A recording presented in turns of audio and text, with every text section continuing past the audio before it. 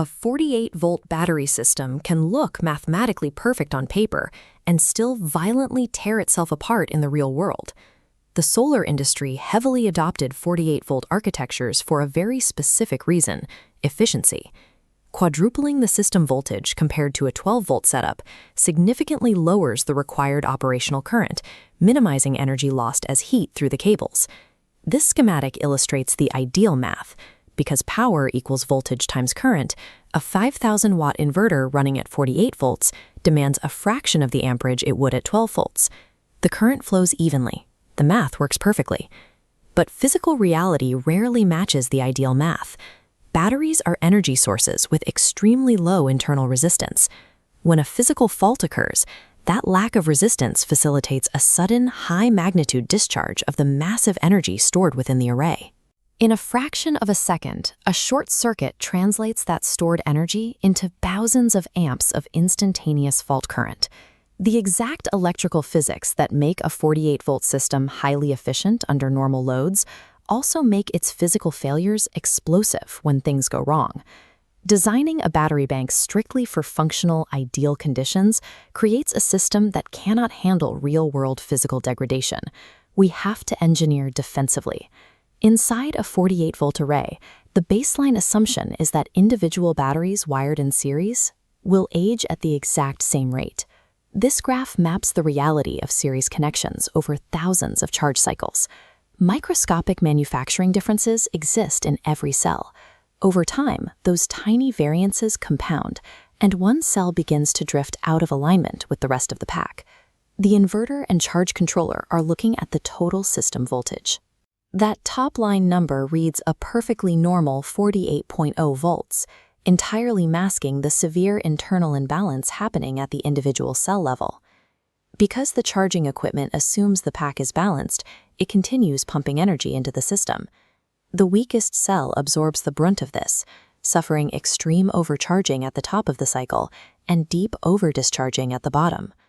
Relying solely on the total system voltage in a series configuration creates a silent countdown to a localized cell rupture. Parallel battery banks carry their own mathematical myths, specifically the assumption that total current divides perfectly evenly across all added strings to increase capacity. Physical variables dictate otherwise. Millimeter differences in cable length, minor terminal oxidation, and slight variations in lug torque all alter the physical properties of the connection. This circuit diagram shows how these tiny physical imperfections create unequal resistance values across the parallel nodes. The voltage drop formula proves that current does not split evenly. It strictly follows the path of least resistance. In electrical engineering, this phenomenon is known as current hogging. The immediate thermal impact falls entirely on that overloaded parallel string, forcing it to handle the vast majority of the system's amperage. This creates a mechanical feedback loop. The excess heat further degrades the metallic connection. That degradation increases the resistance, which in turn generates even more heat. The increased workload and constant thermal cycling rapidly accelerate the physical breakdown of that specific string. Parallel arrays do not naturally balance themselves. Without exact symmetrical resistance across every connection, they actively destroy their weakest link. Once the physical components begin to fail, the system relies on safety gateways to prevent a fire. The primary inverter fuse is widely treated as the ultimate safeguard. A main fuse protects the heavy load wire running to the inverter. It does nothing to protect the individual parallel battery strings from one another. Look at this schematic. If a dead short occurs within one specific parallel battery string, string A, the danger doesn't come from the inverter. The massive fault current travels backward through the parallel busbar. Strings B, C, and D dump their stored energy directly into the faulted string A, completely bypassing the main central fuse. Multiple healthy batteries are now dumping thousands of aggregate amps into a single failing point, and the primary fuse will never blow to stop it. The second false sense of security is the battery management system, or BMS, which many assume acts as a primary circuit breaker. A standard BMS is designed for voltage monitoring and charge state control. It is a management computer, not a heavy industrial fault interrupter. This timing chart highlights the mismatch. A 48-volt dead short spikes to over 2,000 amps in 2 milliseconds.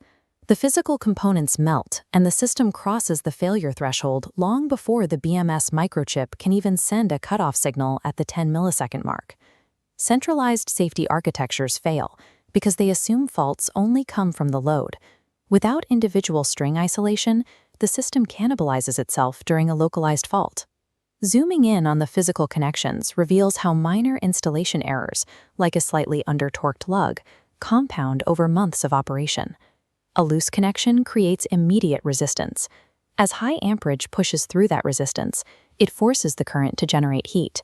That heat causes the metal surfaces to expand and oxidize. The oxidation acts as an insulator, pushing the connection's resistance even higher, generating even more heat. Eventually, the microscopic gap becomes so resistant that the 48-volt current jumps through the air to complete the circuit. Unlike alternating current, a DC arc never crosses zero voltage. It does not self-extinguish. It is a continuous, sustained plasma channel capable of melting metal and igniting the surrounding insulation. This exact thermal danger applies to the wiring itself. Even slightly undersized cables act as invisible heating elements under high 48-volt surge loads, degrading the insulation from the inside out. A solar installation is not finished when it powers on. It is only finished when its connections can survive continuous thermal cycling without arcing.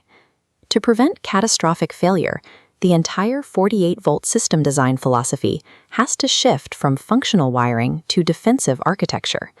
Defensive architecture expects resistance to change. It assumes components will age unequally, and it anticipates localized dead shorts. Returning to our original schematic, we can upgrade it step by step. First, we adjust the parallel cables to mathematically identical lengths, and we add a dedicated Class T fuse to every individual battery string. Perfectly matched cable lengths and strict adherence to exact torque specifications are the only ways to actively combat current hogging and thermal runaway. Isolating every parallel string with its own fuse ensures that if one battery fails, the others cannot dump their aggregate fault current into the short. Finally, establishing proper chassis-to-earth grounding bonds guarantees fault detection systems have a reference point to trigger when a short occurs. High-capacity 48-volt systems are unforgiving.